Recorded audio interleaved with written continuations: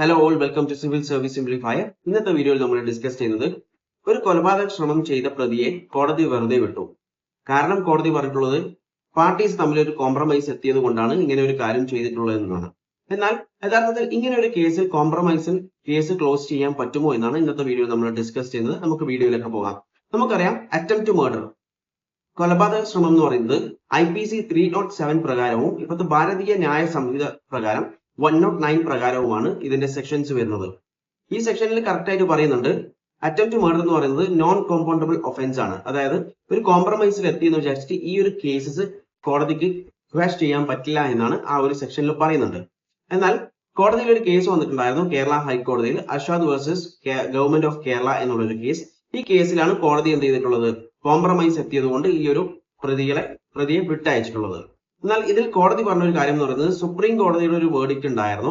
Madhya Pradesh versus Lakshmi Narayan കേസിൽ കോടതി പറഞ്ഞിട്ടുണ്ട് ചില കേസുകളിൽ സർക്കംസ്റ്റാൻസസ് നോക്കിയിട്ട് എന്ത് ചെയ്യാം, അറ്റംപ്റ്റ് മർഡർ കേസ് നമുക്ക് കോംപ്രമൈസിൽ സോൾവ് ചെയ്യാൻ പറ്റുമെന്ന് പറഞ്ഞിട്ടുണ്ട്. എന്നാൽ കേരള ഹൈക്കോടതി ഇതിനോടൊപ്പം പറഞ്ഞിട്ടുണ്ട് ഇത് ചെയ്യുന്നുണ്ടെങ്കിൽ ഇതിൽ കുറച്ച് നിബന്ധനകളുണ്ട്, അതും കൂടി നോക്കണമെന്ന്. അതായത് ഈ അറ്റംപ്റ്റ് മർഡറിലെ കേസസ് ഫയൽ പൂർത്തിയാക്കുകയും ചെയ്യണം. ഇങ്ങനെ ഒരു കേസിൽ പാർട്ടീസ് കോംപ്രമൈസിൽ എത്തിയാലും കോടതി നോക്കേണ്ട കുറച്ച് കാര്യങ്ങളുണ്ട്. എന്നാൽ മാത്രമേ ഈ ഒരു കേസ് ഡിസ്മിസ് ചെയ്യാൻ പറ്റൂ എന്നാണ് കോടതി പറഞ്ഞിട്ടുള്ളത്. കാര്യങ്ങൾ എന്ന് പറയുന്നത് ഒന്ന് വെപ്പൺസ് ആണ്, എന്ത് വെപ്പണാണ് യൂസ് ചെയ്തതെന്ന് നോക്കണം.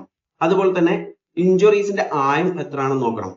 പിന്നെ ഉള്ള ഒരു കാര്യം എന്ന് പറയുന്നത് ഇഞ്ചുറീസ് ഏത് ബോഡി പാർട്ടിലാണെന്നും കൂടി നോക്കണം. ഈ ഒരു കാര്യങ്ങളൊക്കെ കൺസിഡർ ചെയ്തതിനു ശേഷം മാത്രമേ ഇവർ കോംപ്രമൈസിൽ എത്തിയാലും ശരി ഈ ഒരു കേസ് ക്വാഷ് ചെയ്യാൻ പറ്റുകയുള്ളൂ.